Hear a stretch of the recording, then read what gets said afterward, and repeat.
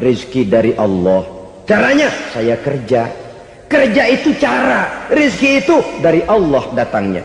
Bukankah di zaman sekarang kita sering terpeleset? Ini merupakan cerminan dari rapuhnya akhlak kita kepada Allah Subhanahu wa ta'ala. Karena usaha saya memang, karena saya peras keringat banting tulang, tentu. Tapi sadarkah kita bahwa sepanjang yang bisa kita lakukan cuma berusaha, peras keringat banting tulang, pergi pagi pulang sore. Tapi bisakah kita memastikan hasil usaha kita? Apalagi yang paling dekat, misalnya saja yang sungguh-sungguh di luar jangkauan kemampuan kita, soal rizki, soal jodoh, soal maut. Kitakah yang mengatur? Kitakah yang menentukan? Subhanallah, manusia sungguh tidak berdaya menghadapi 3 hal paling pokok ini. Rezeki, kita cuma bekerja. Kitakah yang menentukan? Tidak.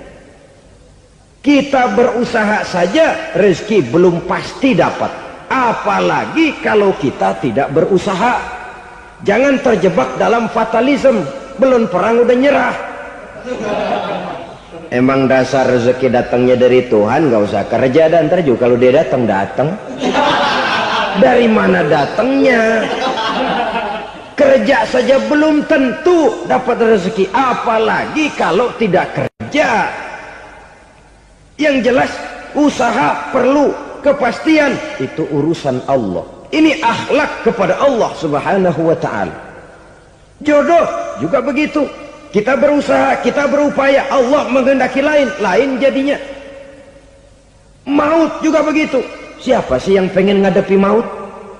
Siapa sih yang pengen mati? Siapa sih yang pengen ketemu malaikat Israel? Tidak seorang pun kalau ditanya, kecuali mereka yang putus asa ya. Kalau otaknya masih normal, mau mati mesti belakangan dulu udah dikit. Tapi yang satu itu saudara, kalau dia sudah datang, tenaga mana yang bisa menolak? Kalau dia sudah berkunjung, kekuatan mana yang bisa menghindar? Kalau dia sudah ingin bertemu, kemana kita bisa melarikan diri? Manusia sepanjang yang dia lakukan hanya berusaha, tapi kepastian, ketentuan dari Allah Subhanahu wa ta'ala. Orang yang kufur nikmat, nutupin Allah. Dia merasa rezekinya adalah mutlak peras keringatnya, seolah-olah Allah nggak punya peranan apa-apa di situ. Oh, ini kan saya bisa rumah begini karena saya kerja keras. Oh, ini mobil saya begini, saya kerja keras. Peras keringat banting tulang keras.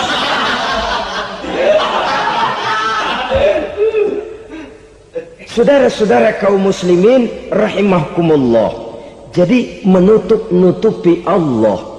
Akibatnya nanti kalau dia berhasil, Allah ketutupan. Kalau dia gagal, orang lain dicaci maki, dicari kambing hitam. Yang kambing hitam kan mahal, karena orang sering cari-cari kambing hitam. Jarang orang mau jujur kalau bertemu kesulitan lalu mencari sebab pada dirinya sendiri. Yang paling enak ya nyalain orang. Lo begitu. Orang lain yang paling enak kita salahin. Au ya'malu fi mukhalafatil mun'im, atau dia melakukan sesuatu yang tidak sesuai dengan kehendak yang memberikannya nikmat. Diberikan kita tangan, mulut sih nggak berhenti, terima kasih Tuhan, alhamdulillah saya dikasih tangan. Cuma nih tangan enteng mat nabokin orang mulu.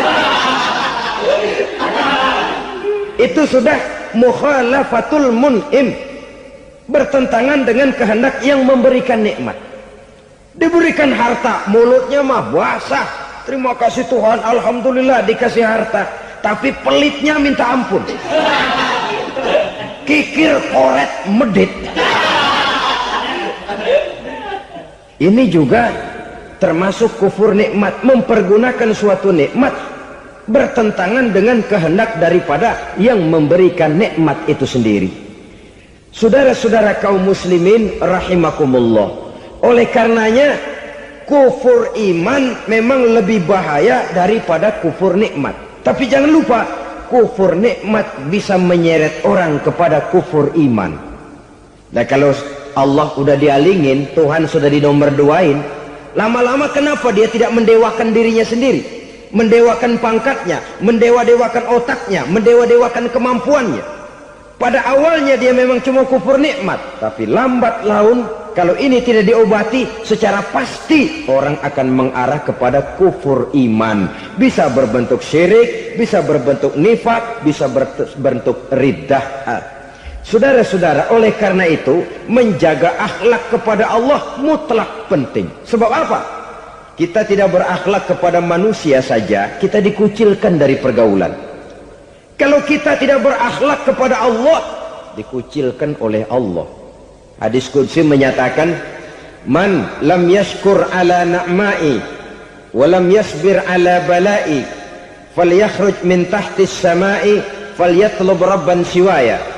Kata Allah, siapa orang yang tidak mau bersyukur terhadap nikmat yang aku berikan kepadanya dan tidak mau sabar terhadap ujian yang aku berikan kepadanya, falyakhruj min tahtis sama'i, persilakan saja keluar dari kolong langitku, waliyatlub rabban siwaya, tolong cari Tuhan lain selain daripada aku. Murka Allah, diusir, cuman gak kedengeran aja. Siapa yang tidak mau syukur terhadap nikmatku, siapa yang tidak mau sabar terhadap ujian yang aku berikan kepadanya, persilakan keluar dari kolong langitku ini, cari Tuhan lain selain aku. Langit Tuhan yang punya, Tuhan kita lawan, diusir dari kolong langit, mau pindah ke kolong mana?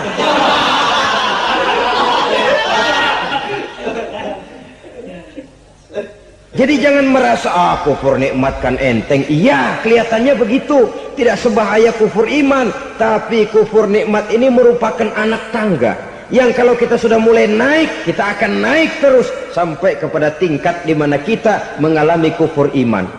Kalau sudah ke sana, maka akhlak kita kepada Allah terkenalah erosi, terkena polusi, hancur akhlak kepada Allah, dan itulah sumber kesengsaraan abadi. Kalau cuma kita tidak berakhlak kepada manusia, barangkali resikonya cuma kehidupan di dunia ini. Mungkin juga ada kehidupan akhirat, tapi kalau sudah tidak berakhlak kepada Allah, dunia akhirat kita rugi dan celaka. Maka pada kesempatan ini saya mengajak, marilah jaga baik-baik akhlak kita kepada Allah. Satu kali kita bertauhid, sampai mati kita bertauhid.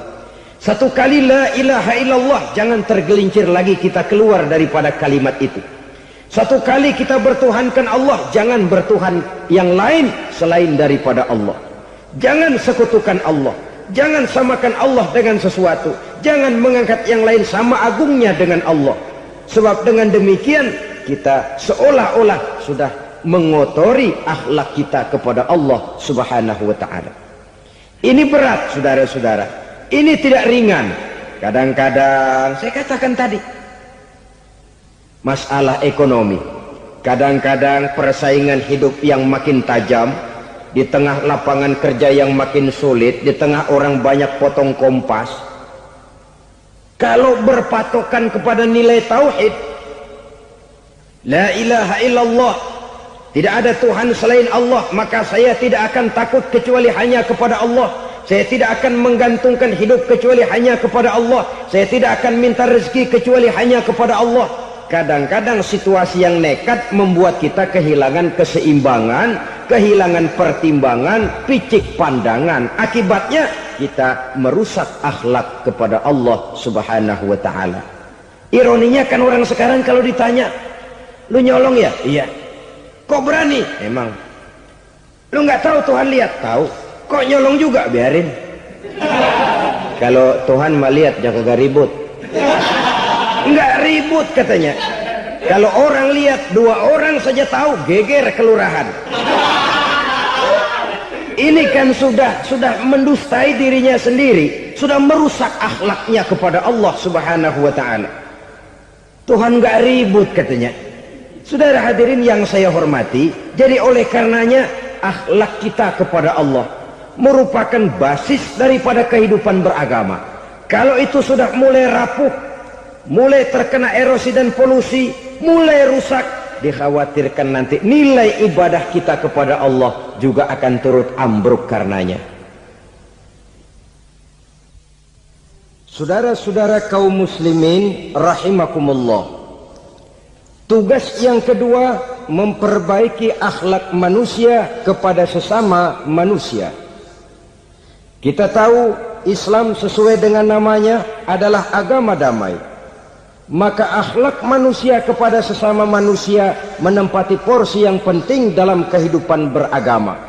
Bagaimana seorang muslim bergaul bertata krama terhadap sesama manusia. Mari kita lihat lebih jauh persoalannya. Untuk memudahkan pembicaraan dari kacamata agama, kita kelompokkan saja manusia itu dalam dua. Pertama yang seiman dan yang kedua yang tidak seiman. Yang tidak seiman itu kita sebut saja kufur atau kafir.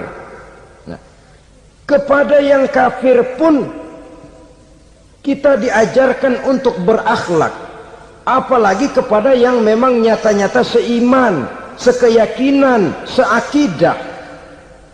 Kemanapun Islam datang, ke negara manapun ia masuk, ia tidak menaburkan kerusakan. Jadi tidak benar kalau orang pernah itu menggambarkan, saking sentimennya seorang orientalis pernah menggambarkan Nabi Muhammad di tangan kirinya Quran, di tangan kanannya pedang, menggambarkan seolah-olah Islam dikembangkan dengan kekerasan. Sebenarnya tidak sama sekali. Kalaupun dalam sejarah perkembangan Islam pernah terjadi perang, maka perang dalam Islam sesungguhnya apabila kita amati sejarahnya bukan untuk memaksakan agama, karena memang agama tidak bisa dipaksakan, tetapi justru untuk mempertahankan agama dari segala macam hambatan, rintangan, hinaan dan fitnahan. Tapi kemanapun yang jelas Islam masuk, dia tidak pernah membuat kekacauan, kerusuhan ataupun penghancuran. Candi Prambanan bahkan dipugar, gereja-gereja tidak ada yang dihancurkan oleh umat Islam. Kenapa? Islam agama damai. Soal agama, soal lakum dinukum waliyadin, la ikraha fid din, qad tabayyana ar-rusdu minal ghai. Tidak ada paksaan dalam beragama, sebab nyata yang benar dengan yang tidak benar. Belum pernah ada orang kafir masuk ke perkampungan orang Islam lalu dikejar-kejar, diteriakin kafir, kafir, sunatin.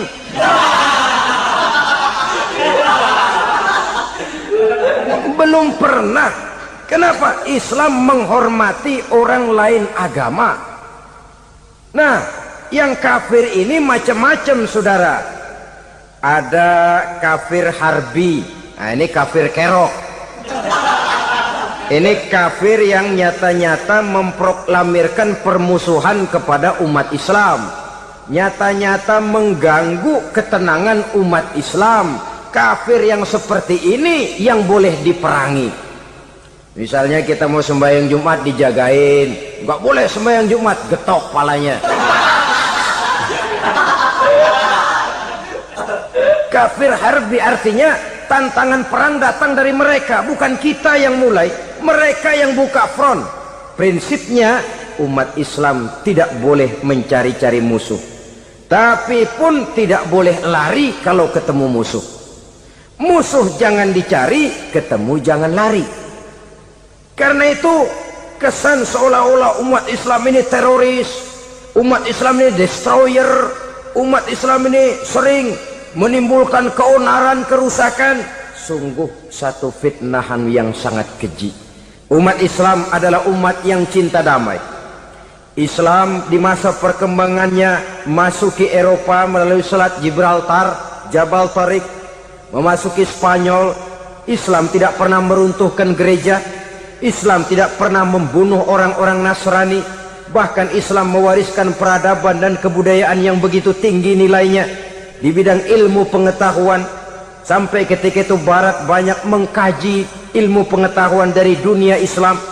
Buku-buku berbahasa Arab diterjemahkan ke bahasa Yunani, dipelajari oleh para cendekiawan di negeri Barat sana. Mereka mengambil manfaat yang banyak dari masuknya Islam ke Eropa. Sementara gereja tetap berdiri dengan megahnya. Kuil-kuil tempat peribadatan tidak satupun yang diusik-usik. Kenapa? Islam agama yang cinta damai. Asal dia tidak diganggu, asal kehormatannya tidak dihinakan, Jadi kafir harbi, kafir yang nyata-nyata nantang perang, ngajak berkelahi. Itu kafir yang nyari penyakit. Kafir harbi ini boleh diperangi dengan catatan mereka yang memang mulai. Yang kedua, kafir zimmi. Kafir zimmi, kafir yang hidup di tengah mayoritas muslim, tapi mereka mau hidup dengan aman, damai, tenang. Mereka wajib dilindungi. Bahkan Nabi pernah memberikan satu jaminan, man azazimiyan faqad azani. Siapa yang mengganggu orang kafir zimmi sama saja dengan mengganggu saya. Kehormatannya dijaga, harta bendanya dilindungi, anak istrinya pun dilindungi. Dan ini jadi kenyataan. Saudara bisa lihat di negara-negara yang mayoritas penduduknya beragama Islam, orang-orang kafir di luar Islam hidup dengan tenang, aman, damai. Di Saudi Arabia, di luar tanah haram, di luar Mekah dan Madinah, banyak orang-orang kafir mencari nafkah. Mereka tenang, aman, dilindungi undang-undang. Begitu di Mesir, begitu di negara Indonesia yang berdasarkan Pancasila ini. Kehidupan beragama menimbulkan gairah, rukun, tenang, aman, damai, sepanjang tidak saling ganggu, tidak saling usik, menghargai orang yang sudah beragama, tidak menjadikan penganut suatu agama sebagai sasaran dari dakwah agama lainnya. Saudara-saudara kaum muslimin rahimakumullah. Jadi memang oleh Al-Quran kita dianjurkan asidda alal kuffar ruhama bainahum. Tegas kepada orang kafir, kasih sayang kepada sesama muslim. Tapi tegas bukanlah berarti marah-marahan, bukan berarti musuh-musuhan, bukan ngajaki perang. Tegas dalam arti punya garis tentang kehidupan beragama, lakum dinukum waliyadin. Soal kehidupan sosial, mari kerjasama. Bangun jalan, ayo rame-rame. Siskamling, mari bebarengan. Bikin puskesmas, mari sama-sama.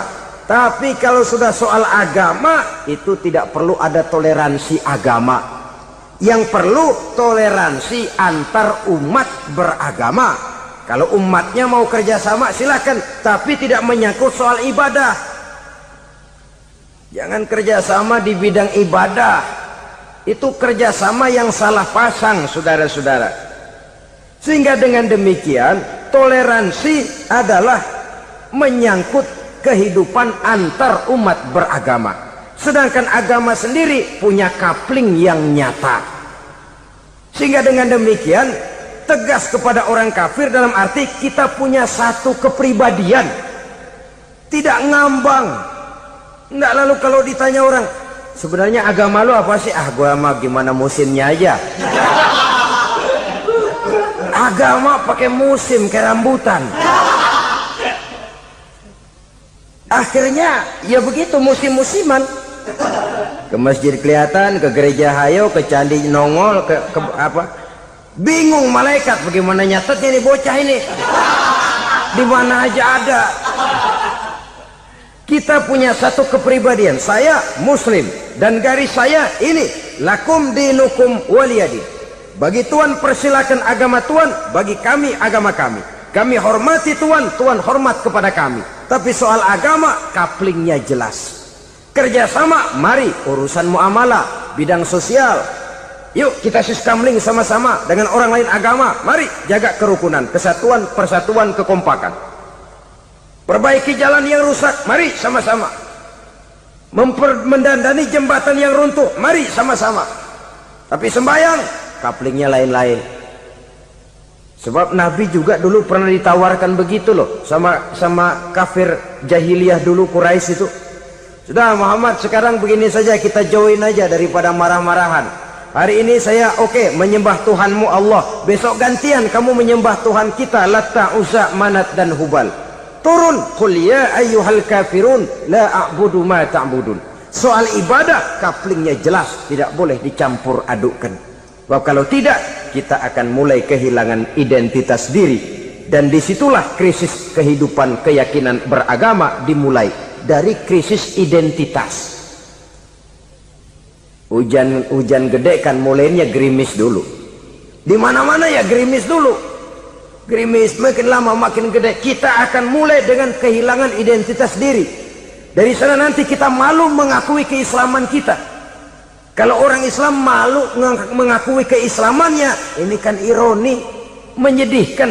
Ngakui Islamnya saja malu, menonjolkan keislamannya malu, tidak ada rasa bangga beragama.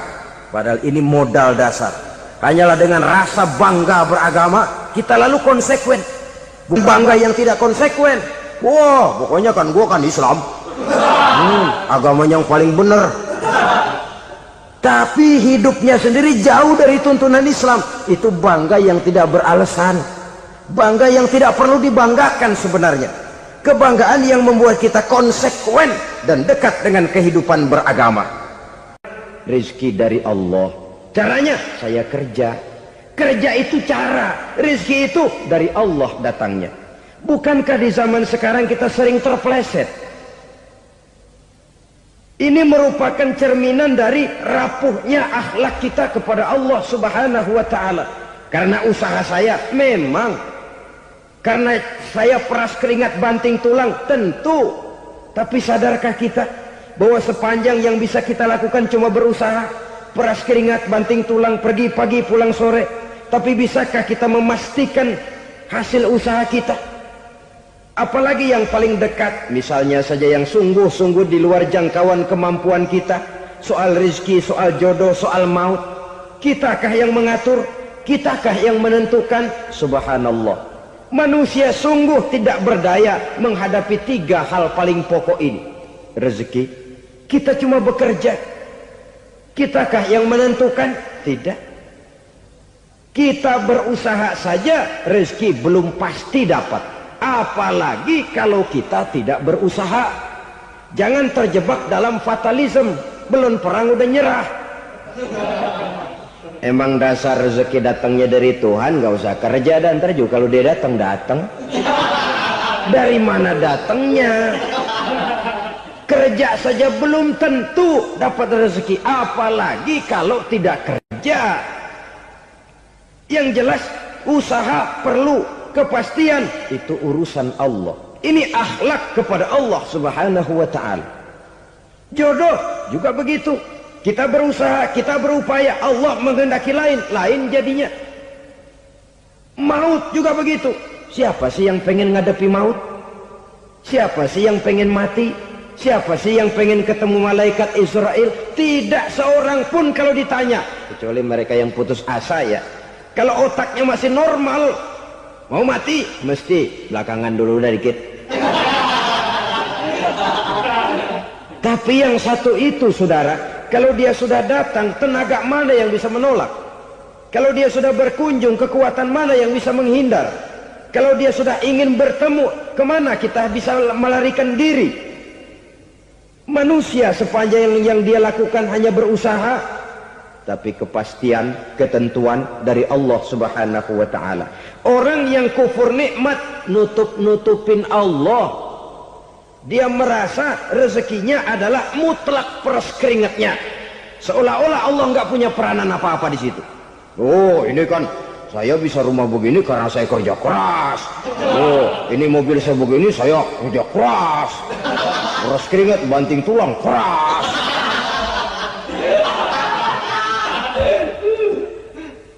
Saudara-saudara kaum muslimin rahimahkumullah. Jadi menutup-nutupi Allah. Akibatnya nanti kalau dia berhasil, Allah ketutupan. Kalau dia gagal, orang lain dicaci maki, dicari kambing hitam. Yang kambing hitam kan mahal. Karena orang sering cari-cari kambing hitam.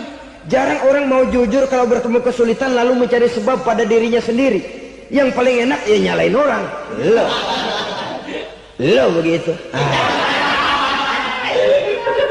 Orang lain yang paling enak kita salahin. Au ya'malu fi mukhalafatil mun'im, atau dia melakukan sesuatu yang tidak sesuai dengan kehendak yang memberikannya nikmat. Diberikan kita tangan, mulut sih nggak berhenti, terima kasih Tuhan, alhamdulillah saya dikasih tangan. Cuma nih tangan enteng mat nabokin orang mulu. Itu sudah mukhalafatul mun'im. bertentangan dengan kehendak yang memberikan nikmat. Diberikan harta, mulutnya mah basah, terima kasih Tuhan, alhamdulillah dikasih harta, tapi pelitnya minta ampun, kikir koret medit. Ini juga termasuk kufur nikmat, mempergunakan suatu nikmat bertentangan dengan kehendak daripada yang memberikan nikmat itu sendiri. Saudara-saudara kaum muslimin rahimakumullah, oleh karenanya kufur iman memang lebih bahaya daripada kufur nikmat. Tapi jangan lupa, kufur nikmat bisa menyeret orang kepada kufur iman. Nah, kalau Allah udah dialingin, Tuhan sudah dinomor duain, lama-lama kenapa dia tidak mendewakan dirinya sendiri, mendewakan pangkatnya, mendewa-dewakan otaknya, mendewa-dewakan kemampuannya? Pada awalnya dia memang cuma kufur nikmat, tapi lambat laun kalau ini tidak diobati, secara pasti orang akan mengarah kepada kufur iman. Bisa berbentuk syirik, bisa berbentuk nifak, bisa berbentuk riddah. Saudara-saudara, oleh karena itu menjaga akhlak kepada Allah mutlak penting. Sebab apa? Kita tidak berakhlak kepada manusia saja, kita dikucilkan dari pergaulan. Kalau kita tidak berakhlak kepada Allah, dikucilkan oleh Allah. Hadis qudsi menyatakan, man lam yashkur ala na'ma'i wa lam yasbir ala bala'i falyakhruj min tahtis sama'i falyatlub rabban siwaya. Kata Allah, siapa orang yang tidak mau bersyukur terhadap nikmat yang aku berikan kepadanya dan tidak mau sabar terhadap ujian yang aku berikan kepadanya, falyakhruj min tahtis sama'i, persilakan saja keluar dari kolong langitku, waliyatlub rabban siwaya, tolong cari Tuhan lain selain daripada aku. Murka Allah, diusir, cuman gak kedengeran aja. Siapa yang tidak mau syukur terhadap nikmatku, siapa yang tidak mau sabar terhadap ujian yang aku berikan kepadanya, persilakan keluar dari kolong langitku ini, cari Tuhan lain selain aku. Langit Tuhan yang punya, Tuhan kita lawan, diusir dari kolong langit, mau pindah ke kolong mana?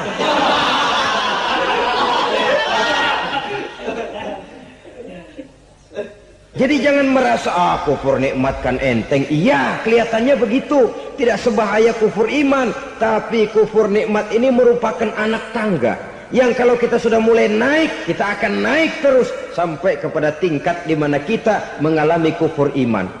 Kalau sudah ke sana, maka akhlak kita kepada Allah terkenalah erosi, terkena polusi, hancur akhlak kepada Allah, dan itulah sumber kesengsaraan abadi. Kalau cuma kita tidak berakhlak kepada manusia, barangkali resikonya cuma kehidupan di dunia ini. Mungkin juga ada kehidupan akhirat, tapi kalau sudah tidak berakhlak kepada Allah, dunia akhirat kita rugi dan celaka. Maka pada kesempatan ini saya mengajak, marilah jaga baik-baik akhlak kita kepada Allah. Satu kali kita bertauhid, sampai mati kita bertauhid. Satu kali la ilaha illallah, jangan tergelincir lagi kita keluar daripada kalimat itu. Satu kali kita bertuhankan Allah, jangan bertuhan yang lain selain daripada Allah. Jangan sekutukan Allah, jangan samakan Allah dengan sesuatu, jangan mengangkat yang lain sama agungnya dengan Allah. Sebab dengan demikian kita seolah-olah sudah mengotori akhlak kita kepada Allah subhanahu wa ta'ala. Ini berat, saudara-saudara. Ini tidak ringan. Kadang-kadang saya katakan tadi, masalah ekonomi, kadang-kadang persaingan hidup yang makin tajam, di tengah lapangan kerja yang makin sulit, di tengah orang banyak potong kompas. Kalau berpatokan kepada nilai tauhid, la ilaha illallah, tidak ada Tuhan selain Allah, maka saya tidak akan takut kecuali hanya kepada Allah. Saya tidak akan menggantungkan hidup kecuali hanya kepada Allah. Saya tidak akan minta rezeki kecuali hanya kepada Allah. Kadang-kadang situasi yang nekat membuat kita kehilangan keseimbangan, kehilangan pertimbangan, picik pandangan. Akibatnya kita merusak akhlak kepada Allah subhanahu wa ta'ala. Ironinya kan orang sekarang kalau ditanya, lu nyolong ya? Iya. Kok berani? Emang. Lu nggak tahu Tuhan lihat? Tahu. Kok nyolong juga? Biarin. Kalau Tuhan mah lihat jaga ribut. Enggak ribut katanya. Kalau orang lihat 2 orang saja tahu, geger kelurahan. Ini kan sudah mendustai dirinya sendiri, sudah merusak akhlaknya kepada Allah Subhanahu wa taala. Tuhan enggak ribut katanya. Saudara hadirin yang saya hormati, jadi oleh karenanya akhlak kita kepada Allah merupakan basis daripada kehidupan beragama. Kalau itu sudah mulai rapuh, mulai terkena erosi dan polusi, mulai rusak, dikhawatirkan nanti nilai ibadah kita kepada Allah juga akan turut ambruk karenanya. Saudara-saudara kaum muslimin rahimakumullah, tugas yang kedua memperbaiki akhlak manusia kepada sesama manusia. Kita tahu Islam sesuai dengan namanya adalah agama damai. Maka akhlak manusia kepada sesama manusia menempati porsi yang penting dalam kehidupan beragama. Bagaimana seorang muslim bergaul, bertata krama terhadap sesama manusia. Mari kita lihat lebih jauh persoalannya. Untuk memudahkan pembicaraan dari kacamata agama, kita kelompokkan saja manusia itu dalam 2. Pertama yang seiman dan yang kedua yang tidak seiman. Yang tidak seiman itu kita sebut saja kufur atau kafir. Nah, kepada yang kafir pun kita diajarkan untuk berakhlak, apalagi kepada yang memang nyata-nyata seiman, sekeyakinan, seakidah. Kemanapun Islam datang, ke negara manapun ia masuk, ia tidak menaburkan kerusakan. Jadi tidak benar kalau orang pernah itu menggambarkan, saking sentimennya seorang orientalis pernah menggambarkan Nabi Muhammad di tangan kirinya Quran, di tangan kanannya pedang, menggambarkan seolah-olah Islam dikembangkan dengan kekerasan. Sebenarnya tidak sama sekali.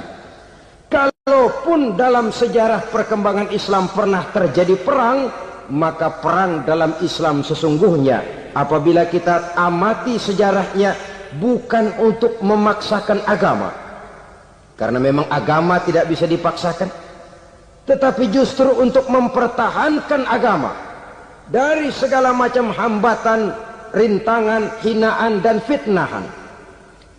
Tapi kemanapun yang jelas Islam masuk, dia tidak pernah membuat kekacauan, kerusuhan ataupun penghancuran. Candi Prambanan bahkan dipugar, gereja-gereja tidak ada yang dihancurkan oleh umat Islam. Kenapa? Islam agama damai. Soal agama, soal lakum dinukum waliyadin, la ikraha fid din, qad tabayyana ar-rusdu minal ghayy. Tidak ada paksaan dalam beragama, sebab nyata yang benar dengan yang tidak benar. Belum pernah ada orang kafir masuk ke perkampungan orang Islam lalu dikejar-kejar, diteriakin kafir, kafir, sunatin.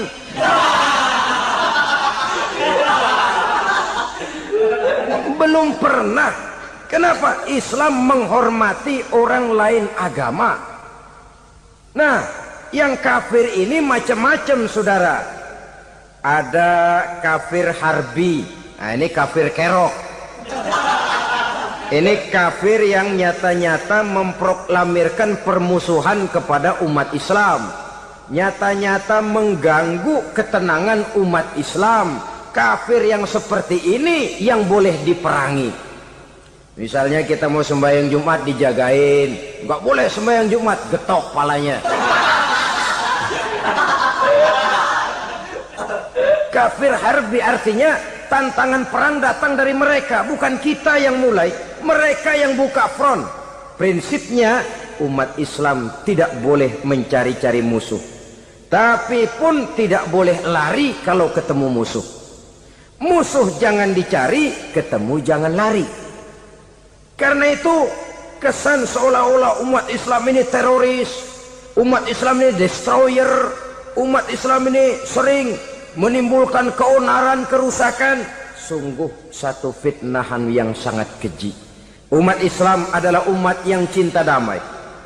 Islam di masa perkembangannya masuki Eropa melalui Selat Gibraltar, Jabal Tariq, memasuki Spanyol, Islam tidak pernah meruntuhkan gereja, Islam tidak pernah membunuh orang-orang Nasrani, bahkan Islam mewariskan peradaban dan kebudayaan yang begitu tinggi nilainya di bidang ilmu pengetahuan. Sampai ketika itu Barat banyak mengkaji ilmu pengetahuan dari dunia Islam. Buku-buku berbahasa Arab diterjemahkan ke bahasa Yunani, dipelajari oleh para cendekiawan di negeri Barat sana. Mereka mengambil manfaat yang banyak dari masuknya Islam ke Eropa. Sementara gereja tetap berdiri dengan megahnya. Kuil-kuil tempat peribadatan tidak satupun yang diusik-usik. Kenapa? Islam agama yang cinta damai. Asal dia tidak diganggu, asal kehormatannya tidak dihinakan. Jadi kafir harbi, kafir yang nyata-nyata nantang perang, ngajak berkelahi, itu kafir yang nyari penyakit. Kafir harbi ini boleh diperangi dengan catatan mereka yang memang mulai. Yang kedua, kafir zimmi. Kafir zimmi, kafir yang hidup di tengah mayoritas muslim, tapi mereka mau hidup dengan aman, damai, tenang. Mereka wajib dilindungi. Bahkan Nabi pernah memberikan satu jaminan, man aza zimmiyan faqad azani. Siapa yang mengganggu orang kafir zimmi sama saja dengan mengganggu saya. Kehormatannya dijaga, harta bendanya dilindungi, anak istrinya pun dilindungi. Dan ini jadi kenyataan. Saudara bisa lihat di negara-negara yang mayoritas penduduknya beragama Islam, orang-orang kafir di luar Islam hidup dengan tenang, aman, damai. Di Saudi Arabia, di luar tanah haram, di luar Mekah dan Madinah, banyak orang-orang kafir mencari nafkah. Mereka tenang, aman, dilindungi undang-undang. Begitu di Mesir, begitu di negara Indonesia yang berdasarkan Pancasila ini. Kehidupan beragama menimbulkan gairah, rukun, tenang, aman, damai, sepanjang tidak saling ganggu, tidak saling usik, menghargai orang yang sudah beragama, tidak menjadikan penganut suatu agama sebagai sasaran dari dakwah agama lainnya. Saudara-saudara kaum muslimin rahimakumullah. Jadi memang oleh Al-Quran kita dianjurkan asidda alal kuffar ruhama bainahum. Tegas kepada orang kafir, kasih sayang kepada sesama muslim. Tapi tegas bukanlah berarti marah-marahan, bukan berarti musuh-musuhan, bukan ngajaki perang. Tegas dalam arti punya garis tentang kehidupan beragama. Lakum dinukum waliyadin. Soal kehidupan sosial, mari kerjasama. Bangun jalan, ayo rame-rame. Siskamling, mari bebarengan. Bikin puskesmas, mari sama-sama. Tapi kalau sudah soal agama, itu tidak perlu ada toleransi agama. Yang perlu toleransi antar umat beragama. Kalau umatnya mau kerjasama silakan, tapi tidak menyangkut soal ibadah. Jangan kerjasama di bidang ibadah. Itu kerjasama yang salah pasang, saudara-saudara. Sehingga dengan demikian toleransi adalah menyangkut kehidupan antar umat beragama. Sedangkan agama sendiri punya kapling yang nyata. Sehingga dengan demikian tegas kepada orang kafir dalam arti kita punya satu kepribadian. Tidak ngambang. Enggak, lalu kalau ditanya orang, sebenarnya agama lu apa sih? Gua mah gimana musimnya aja.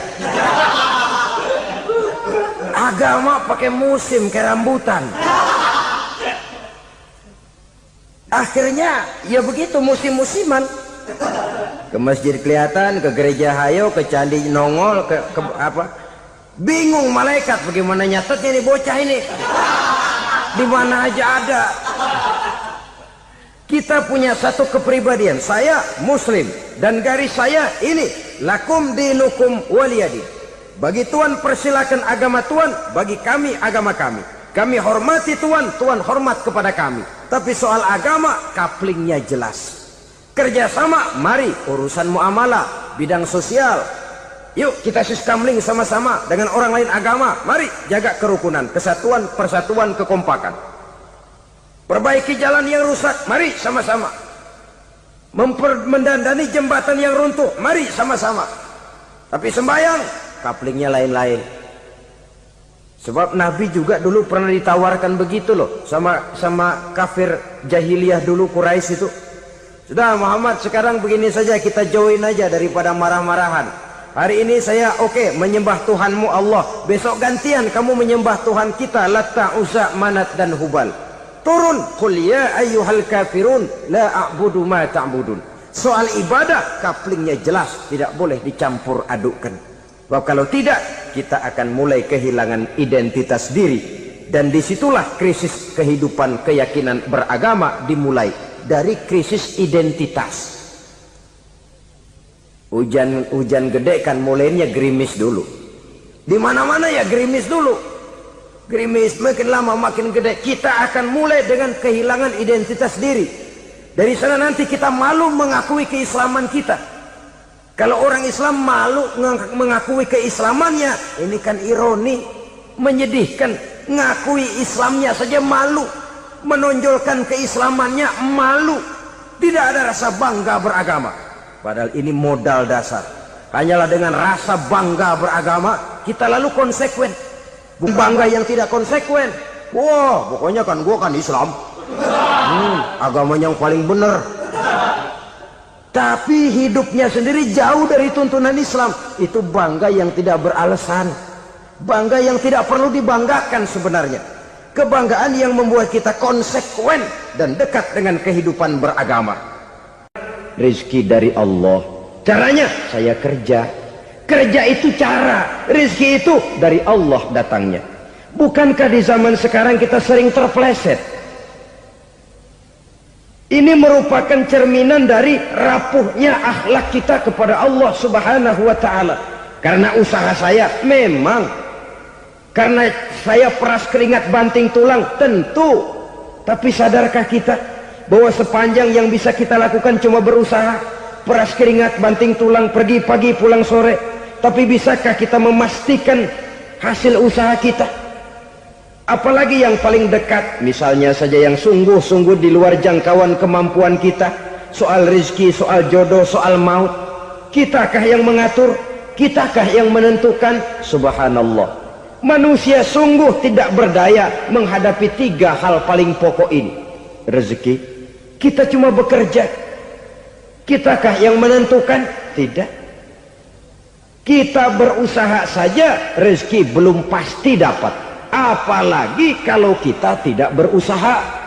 Jangan terjebak dalam fatalisme. Belum perang udah nyerah. Emang dasar rezeki datangnya dari Tuhan, gak usah kerja dan ntar juga kalau dia datang. Dari mana datangnya? Kerja saja belum tentu dapat rezeki, apalagi kalau tidak kerja. Yang jelas usaha perlu, kepastian itu urusan Allah. Ini akhlak kepada Allah Subhanahu wa ta'ala. Jodoh juga begitu. Kita berusaha, kita berupaya, Allah menghendaki lain jadinya. Maut juga begitu. Siapa sih yang pengen ngadepi maut? Siapa sih yang pengen mati? Siapa sih yang pengen ketemu malaikat Israel? Tidak seorang pun kalau ditanya, kecuali mereka yang putus asa ya. Kalau otaknya masih normal, mau mati mesti belakangan dulu udah dikit. Tapi yang satu itu saudara, kalau dia sudah datang, tenaga mana yang bisa menolak? Kalau dia sudah berkunjung, kekuatan mana yang bisa menghindar? Kalau dia sudah ingin bertemu, kemana kita bisa melarikan diri? Manusia sepanjang yang dia lakukan hanya berusaha, tapi kepastian, ketentuan dari Allah Subhanahu wa ta'ala. Orang yang kufur nikmat, nutupin Allah. Dia merasa rezekinya adalah mutlak peras keringatnya. Seolah-olah Allah nggak punya peranan apa-apa di situ. Oh, ini kan saya bisa rumah begini karena saya kerja keras.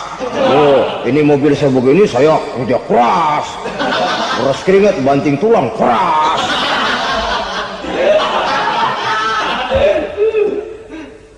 Saudara-saudara kaum muslimin rahimahkumullah. Jadi menutup-nutupi Allah. Akibatnya nanti kalau dia berhasil, Allah ketutupan. Kalau dia gagal, orang lain dicaci maki, dicari kambing hitam. Yang kambing hitam kan mahal. Karena orang sering cari-cari kambing hitam. Jarang orang mau jujur kalau bertemu kesulitan lalu mencari sebab pada dirinya sendiri. Yang paling enak ya nyalain orang. Lo begitu. Orang lain yang paling enak kita salahin. Au ya'malu fi mukhalafatil mun'im, atau dia melakukan sesuatu yang tidak sesuai dengan kehendak yang memberikannya nikmat. Diberikan kita tangan, mulut sih nggak berhenti, terima kasih Tuhan, alhamdulillah saya dikasih tangan. Cuma nih tangan enteng mat nabokin orang mulut. Itu sudah mukhalafatul mun'im, bertentangan dengan kehendak yang memberikan nikmat. Diberikan harta, mulutnya mah basah, terima kasih Tuhan, alhamdulillah dikasih harta, tapi pelitnya minta ampun,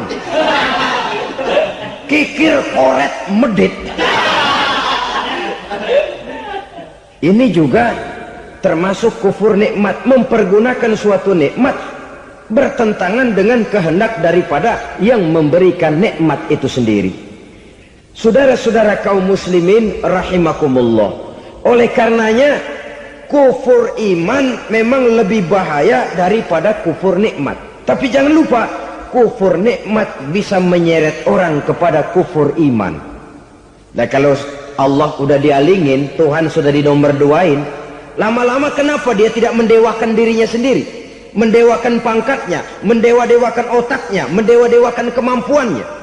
Pada awalnya dia memang cuma kufur nikmat, tapi lambat laun kalau ini tidak diobati secara pasti orang akan mengarah kepada kufur iman.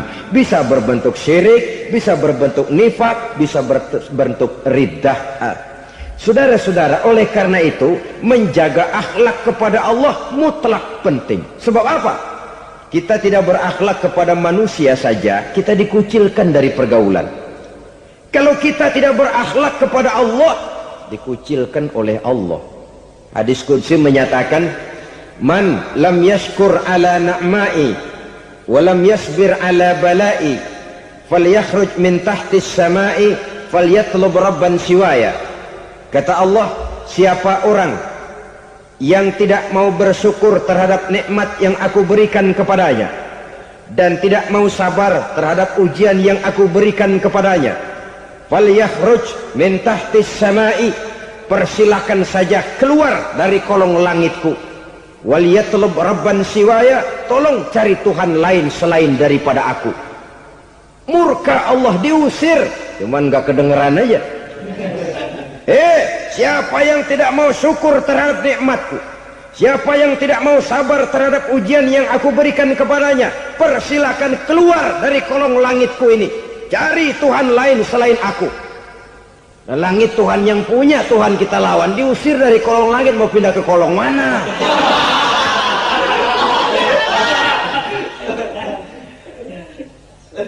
Jadi jangan merasa kufur nikmat kan enteng. Iya, kelihatannya begitu, tidak sebahaya kufur iman. Tapi kufur nikmat ini merupakan anak tangga yang kalau kita sudah mulai naik, kita akan naik terus sampai kepada tingkat di mana kita mengalami kufur iman.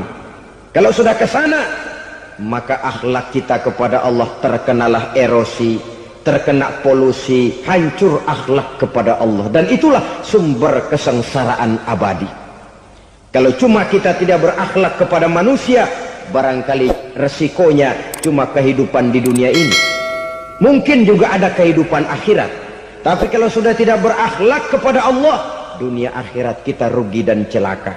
Maka pada kesempatan ini saya mengajak, marilah jaga baik-baik akhlak kita kepada Allah. Satu kali kita bertauhid, sampai mati kita bertauhid. Satu kali la ilaha illallah, jangan tergelincir lagi kita keluar daripada kalimat itu. Satu kali kita bertuhankan Allah, jangan bertuhan yang lain selain daripada Allah. Jangan sekutukan Allah, jangan samakan Allah dengan sesuatu, jangan mengangkat yang lain sama agungnya dengan Allah. Sebab dengan demikian kita seolah-olah sudah mengotori akhlak kita kepada Allah subhanahu wa ta'ala. Ini berat saudara-saudara, ini tidak ringan. Kadang-kadang saya katakan tadi, masalah ekonomi, kadang-kadang persaingan hidup yang makin tajam, di tengah lapangan kerja yang makin sulit, di tengah orang banyak potong kompas, kalau berpatokan kepada nilai tauhid, la ilaha illallah, tidak ada Tuhan selain Allah, maka saya tidak akan takut kecuali hanya kepada Allah. Saya tidak akan menggantungkan hidup kecuali hanya kepada Allah. Saya tidak akan minta rezeki kecuali hanya kepada Allah. Kadang-kadang situasi yang nekat membuat kita kehilangan keseimbangan, kehilangan pertimbangan, picik pandangan. Akibatnya kita merusak akhlak kepada Allah Subhanahu wa ta'ala. Ironinya kan orang sekarang kalau ditanya, lu nyolong ya? Iya. Kok berani? Emang. Lu nggak tahu Tuhan lihat? Tahu. Kok nyolong juga? Biarin. Kalau Tuhan mah lihat, jangan ribut. Nggak ribut katanya. Kalau orang lihat, 2 orang saja tahu, geger kelurahan. Ini kan sudah mendustai dirinya sendiri, sudah merusak akhlaknya kepada Allah Subhanahu wa ta'ala. Tuhan nggak ribut katanya. Saudara hadirin yang saya hormati, jadi oleh karenanya akhlak kita kepada Allah merupakan basis daripada kehidupan beragama. Kalau itu sudah mulai rapuh, mulai terkena erosi dan polusi, mulai rusak, dikhawatirkan nanti nilai ibadah kita kepada Allah juga akan turut ambruk karenanya. Saudara-saudara kaum muslimin rahimakumullah, tugas yang kedua, memperbaiki akhlak manusia kepada sesama manusia. Kita tahu Islam sesuai dengan namanya adalah agama damai. Maka akhlak manusia kepada sesama manusia menempati porsi yang penting dalam kehidupan beragama. Bagaimana seorang muslim bergaul, bertata krama terhadap sesama manusia. Mari kita lihat lebih jauh persoalannya. Untuk memudahkan pembicaraan dari kacamata agama, kita kelompokkan saja manusia itu dalam 2. Pertama yang seiman, dan yang kedua yang tidak seiman. Yang tidak seiman itu kita sebut saja kufur atau kafir. Nah, kepada yang kafir pun kita diajarkan untuk berakhlak, apalagi kepada yang memang nyata-nyata seiman, sekeyakinan, seakidah. Kemanapun Islam datang, ke negara manapun ia masuk, ia tidak menaburkan kerusakan. Jadi tidak benar kalau orang pernah itu menggambarkan, saking sentimennya seorang orientalis pernah menggambarkan Nabi Muhammad di tangan kirinya Quran, di tangan kanannya pedang, menggambarkan seolah-olah Islam dikembangkan dengan kekerasan. Sebenarnya tidak sama sekali. Kalaupun dalam sejarah perkembangan Islam pernah terjadi perang, maka perang dalam Islam sesungguhnya apabila kita amati sejarahnya bukan untuk memaksakan agama, karena memang agama tidak bisa dipaksakan, tetapi justru untuk mempertahankan agama dari segala macam hambatan, rintangan, hinaan dan fitnahan. Tapi kemanapun yang jelas Islam masuk, dia tidak pernah membuat kekacauan, kerusuhan ataupun penghancuran. Candi Prambanan bahkan dipugar, gereja-gereja tidak ada yang dihancurkan oleh umat Islam. Kenapa? Islam agama damai. Soal agama, soal lakum dinukum waliyadin, la ikraha fid din, qad tabayyana ar-rusydu minal ghayy. Tidak ada paksaan dalam beragama, sebab nyata yang benar dengan yang tidak benar. Belum pernah ada orang kafir masuk ke perkampungan orang Islam lalu dikejar-kejar, diteriakin kafir, kafir, sunatin.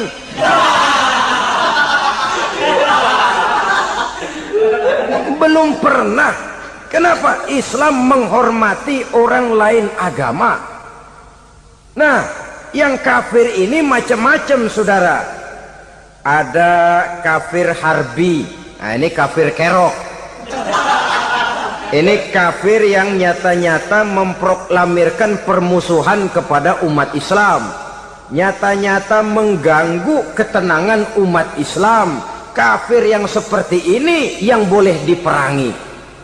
Misalnya kita mau sembahyang Jumat dijagain, nggak boleh sembahyang Jumat, getok palanya. Kafir harbi artinya tantangan perang datang dari mereka, bukan kita yang mulai, mereka yang buka front. Prinsipnya umat Islam tidak boleh mencari-cari musuh, tapi pun tidak boleh lari kalau ketemu musuh. Musuh jangan dicari, ketemu jangan lari. Karena itu kesan seolah-olah umat Islam ini teroris, umat Islam ini destroyer, umat Islam ini sering menimbulkan keonaran, kerusakan. Sungguh satu fitnahan yang sangat keji. Umat Islam adalah umat yang cinta damai.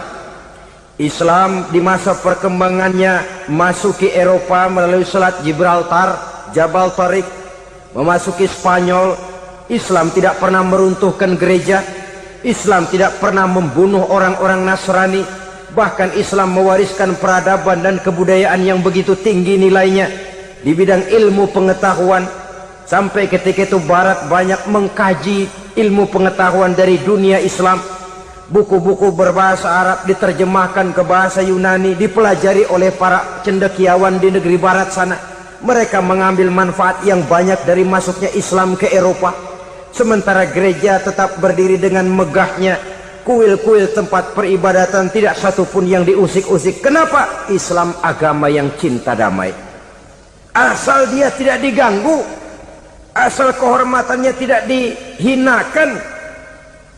Jadi kafir harbi, kafir yang nyata-nyata nantang perang, ngajak berkelahi, itu kafir yang nyari penyakit. Kafir harbi ini boleh diperangi dengan catatan mereka yang memang mulai. Yang kedua, kafir zimmi. Kafir zimmi, kafir yang hidup di tengah mayoritas muslim, tapi mereka mau hidup dengan aman, damai, tenang. Mereka wajib dilindungi. Bahkan Nabi pernah memberikan satu jaminan, man aza zimmiyan faqad azani. Siapa yang mengganggu orang kafir zimmi sama saja dengan mengganggu saya. Kehormatannya dijaga, harta bendanya dilindungi, anak istrinya pun dilindungi. Dan ini jadi kenyataan. Saudara bisa lihat di negara-negara yang mayoritas penduduknya beragama Islam, orang-orang kafir di luar Islam hidup dengan tenang, aman, damai. Di Saudi Arabia, di luar tanah haram, di luar Mekah dan Madinah, banyak orang-orang kafir mencari nafkah. Mereka tenang, aman, dilindungi undang-undang. Begitu di Mesir, begitu di negara Indonesia yang berdasarkan Pancasila ini. Kehidupan beragama menimbulkan gairah, rukun, tenang, aman, damai, sepanjang tidak saling ganggu, tidak saling usik, menghargai orang yang sudah beragama, tidak menjadikan penganut suatu agama sebagai sasaran dari dakwah agama lainnya. Saudara-saudara kaum muslimin rahimakumullah. Jadi memang oleh Al-Quran kita dianjurkan asyidda 'alal kuffar ruhama bainahum. Tegas kepada orang kafir, kasih sayang kepada sesama muslim. Tapi tegas bukanlah berarti marah-marahan, bukan berarti musuh-musuhan, bukan ngajaki perang. Tegas dalam arti punya garis tentang kehidupan beragama, lakum dinukum waliyadin. Soal kehidupan sosial, mari kerjasama. Bangun jalan, ayo rame-rame. Siskamling, mari bebarengan. Bikin puskesmas, mari sama-sama. Tapi kalau sudah soal agama, itu tidak perlu ada toleransi agama. Yang perlu toleransi antar umat beragama. Kalau umatnya mau kerjasama silakan, tapi tidak menyangkut soal ibadah. Jangan kerjasama di bidang ibadah. Itu kerjasama yang salah pasang, saudara-saudara. Sehingga dengan demikian toleransi adalah menyangkut kehidupan antar umat beragama. Sedangkan agama sendiri punya kapling yang nyata. Sehingga dengan demikian tegas kepada orang kafir dalam arti kita punya satu kepribadian. Tidak ngambang. Enggak, lalu kalau ditanya orang, sebenarnya agama lu apa sih? Ah, gua mah gimana musimnya aja. Agama pakai musim kayak rambutan. Akhirnya ya begitu, musim-musiman. Ke masjid kelihatan, ke gereja hayo, ke candi nongol, ke apa? Bingung malaikat bagaimana nyatetnya nih bocah ini. Di mana aja ada. Kita punya satu kepribadian, saya muslim dan garis saya ini, lakum dinukum waliyadin. Bagi Tuhan persilakan agama Tuhan, bagi kami agama kami. Kami hormati Tuhan, Tuhan hormat kepada kami. Tapi soal agama, kaplingnya jelas. Kerjasama, mari urusan muamalah, bidang sosial. Yuk kita siskamling sama-sama dengan orang lain agama. Mari jaga kerukunan, kesatuan, persatuan, kekompakan. Perbaiki jalan yang rusak, mari sama-sama. Mendandani jembatan yang runtuh, mari sama-sama. Tapi sembahyang, kaplingnya lain-lain. Sebab Nabi juga dulu pernah ditawarkan begitu loh sama kafir jahiliyah dulu, Quraisy itu. Sudah Muhammad, sekarang begini saja, kita join aja daripada marah-marahan. Hari ini saya oke menyembah Tuhanmu Allah, besok gantian kamu menyembah Tuhan kita Latta, Uzza, Manat dan Hubal. Turun, qul ya ayyuhal kafirun la a'budu ma ta'budun. Soal ibadah kaplingnya jelas, tidak boleh dicampur adukkan. Sebab kalau tidak, kita akan mulai kehilangan identitas diri, dan disitulah krisis kehidupan keyakinan beragama dimulai dari krisis identitas. Hujan gede kan mulainya gerimis dulu. Di mana-mana ya gerimis dulu.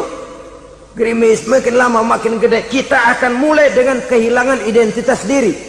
Dari sana nanti kita malu mengakui keislaman kita. Kalau orang Islam malu mengakui keislamannya, ini kan ironi, menyedihkan. Ngakui Islamnya saja malu, menonjolkan keislamannya malu. Tidak ada rasa bangga beragama. Padahal ini modal dasar. Hanyalah dengan rasa bangga beragama kita lalu konsekuen.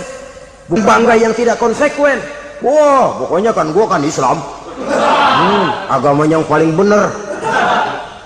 Tapi hidupnya sendiri jauh dari tuntunan Islam. Itu bangga yang tidak beralasan, bangga yang tidak perlu dibanggakan sebenarnya.